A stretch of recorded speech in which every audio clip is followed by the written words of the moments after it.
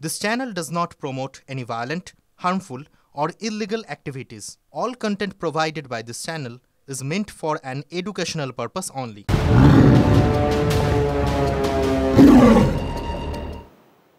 যে খবরের দিকে আমরা লাগাতার নজর রেখেছি তা হচ্ছে কুলতলিতে বাঘের আতঙ্ক। শ্রীকান্তপল্লীর পাশাপাশি নতুন করে অম্বিকানগর এলাকাতেও আতঙ্ক। ফেন্সিং এর কাজ চলছে, ফেন্সিং এর কাজ বলা যায় সম্পূর্ণ হয়ে গেছে।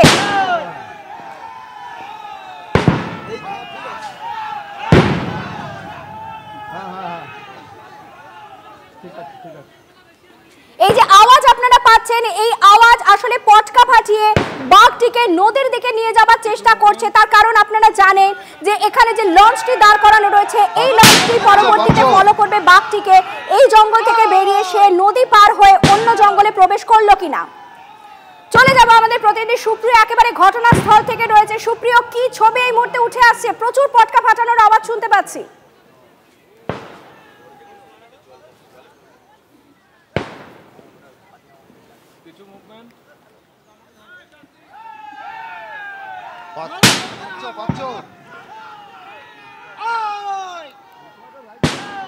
কুলতলির ছবি আপনাদের সামনে আমরা তুলে ধরছি, এক্সক্লুসিভ ছবি আপনারা টিভি9 বাংলায় দেখতে পাচ্ছেন।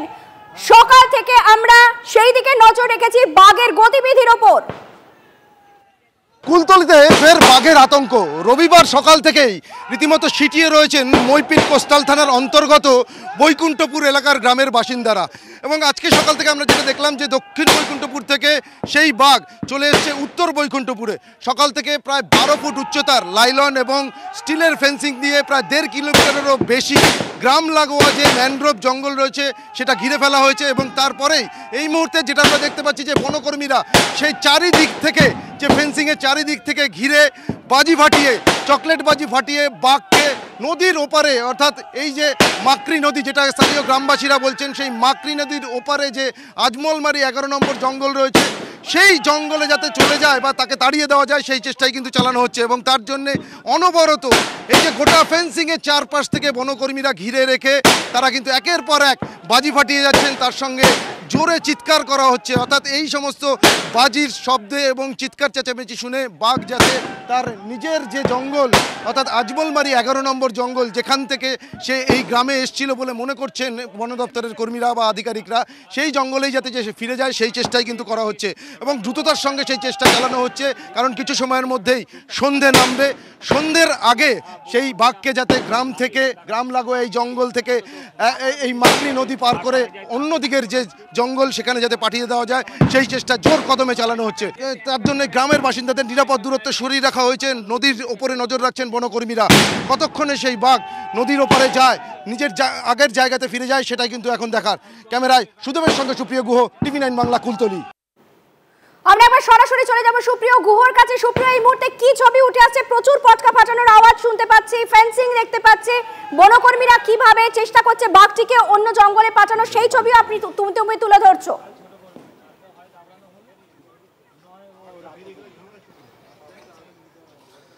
দেখো, কিছু সময় আগে পর্যন্ত যে ছবি দেখাচ্ছিলাম যে এই গ্রাম লাগোয়া যে ম্যানগ্রোভের জঙ্গল রয়েছে, হেতাল বন রয়েছে, সেই জঙ্গলের ভিতরে লুকিয়ে থাকা বাঘকে নদীর ওপারে যে জঙ্গল রয়েছে আজমলমারি 11 নম্বর যে জঙ্গল, সেখানে পাঠানোর জন্য যে পটকা ফাটানো, শব্দবাজি ফাটানো, এমনকি বনকর্মীরা চিৎকার করছিল একসঙ্গে সবাই মিলে, তারপরেও কিন্তু সেই চেষ্টা সফল হয়নি।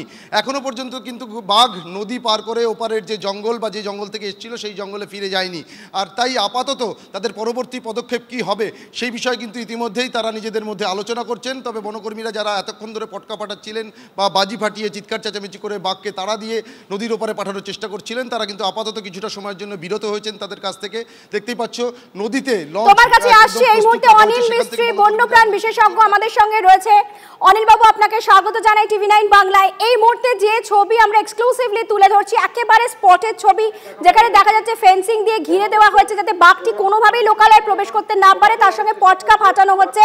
বন দপ্তরের কর্মীরা টার্গেট করেছে যে সন্ধ্যের মধ্যে যাতে বাঘটিকে অন্য জঙ্গলে, মানে যেখান থেকে সে বেরিয়েছিল সেখানে তাকে পাঠিয়ে দেওয়া সম্ভব হয়।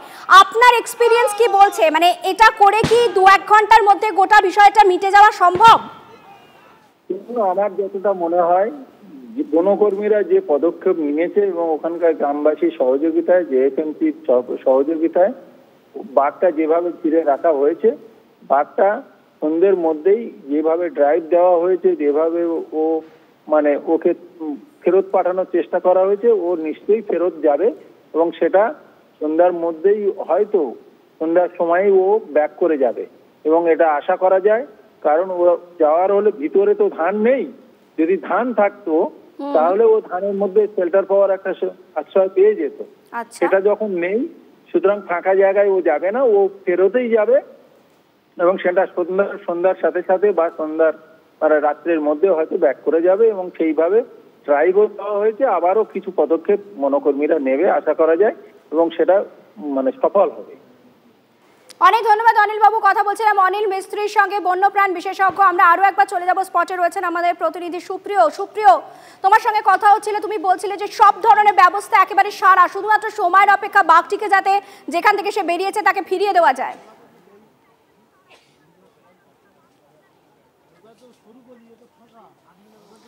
কিন্তু দেখো, পটকা ফাটানো, শব্দবাজি ফাটানো, চিৎকার করে বাঘকে তাড়িয়ে ওপারে পাঠানোর যে চেষ্টা কিছু সময় আগে পর্যন্ত করা হয়েছিল, তাতেও কিন্তু সেই বাঘ এই যে ম্যানগ্রোভের যে জঙ্গল লাইলন এবং স্টিলের ফেন্সিং দিয়ে বা নেট দিয়ে ঘিরে রাখা হয়েছে, সেই জঙ্গলের মধ্যেই রয়েছে।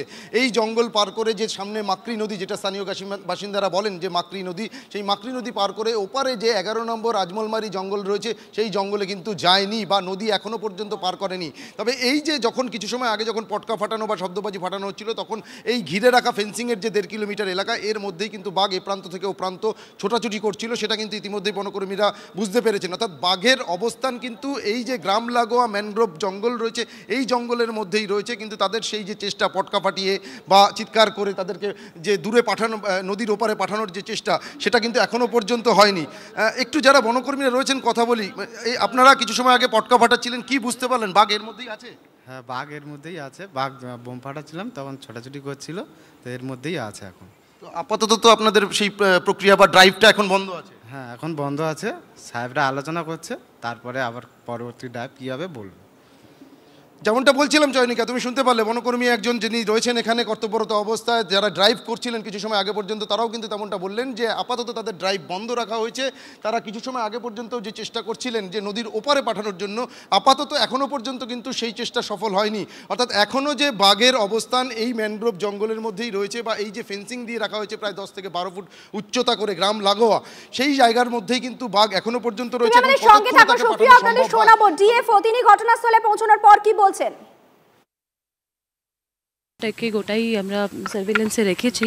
তো কালকে তো একটু নিচে দিকে ছিল বাঘটা, একটা অক্সফোর্ড মধ্যে ঢুকেছিল, তো ওখান থেকে তো বেরিয়ে একটু ভালো জায়গাতেই এসেছে। সামনেই আপনি দেখছেন কি জঙ্গলটাও রয়েছে, তো এই জায়গাটাকে আমরা আপাতত গোটা ঘিরে দিয়েছি। এরপরে দেখি একটু মুভ করানোর চেষ্টাটা করা যাবে। হ্যাঁ, সাউন্ড করে একটু আমরা চেষ্টা করবো উইদাউট ডিস্টার্বিং। মইপিট কোস্টাল থানার পক্ষ থেকে এলাকার সমস্ত গ্রামবাসীদের উদ্দেশ্যে জানানো যাচ্ছে যে আপনাদের গ্রাম সংলগ্ন জঙ্গলের একটি বাঘের দেখা পাওয়া গেছে। বন দপ্তর এবং স্থানীয় পুলিশ প্রশাসন সমগ্রভাবে চেষ্টা করছে বাঘটিকে পুনরায় তার জঙ্গলে বাসস্থানে ফিরিয়ে দেওয়ার জন্য। আপনাদের কাছে একান্ত অনুরোধ, আপনারা নিরাপদে যে যার বাড়িতে থাকুন, অযথা বাইরে বেরোবেন না, ঘোরাঘুরি জঙ্গলের কাছাকাছি কোথাও ঘোরাঘুরি করবেন না, বাড়ি থেকে অযথা বা বিনা দরকারে বাইরে কেউ বেরোবেন না, আর আতঙ্কিত হবেন না এবং গুজব ছড়াবেন না। লাগাতার মাইকিং করা হচ্ছে যাতে বাড়ি থেকে অকারণে কেউ বেরিয়ে না আসে এবং পটকা ফাটানো ছবি আপনারা দেখতে পাচ্ছেন এক্সক্লুসিভলি TV9 বাংলার পর্দায়। আমরা আরো একবার চলে যাব, ঘটনাস্থলে রয়েছেন আমাদের প্রতিনিধি সুপ্রিয়। দুটো বিষয়, এক হচ্ছে ঘড়িতে 3:45 বাজছে, বিকেল আর খানিকক্ষণের মধ্যে শেষ হয়ে ঝুপ করে সন্ধে নামবে, সময় হাতে কম। দ্বিতীয়ত, মাতৃ নদীর যে জায়গাটিতে তুমি দাঁড়িয়ে আছো, এখানে যেভাবে কাদা দেখছি, তাতে এখানে জোয়ার ভাটা খেলে, তাহলে আগামী খানিকক্ষণের মধ্যে জোয়ারের কি কোনো সম্ভাবনা রয়েছে? তাহলে তো প্রক্রিয়াটা আরো দীর্ঘায়িত হয়ে যাবে।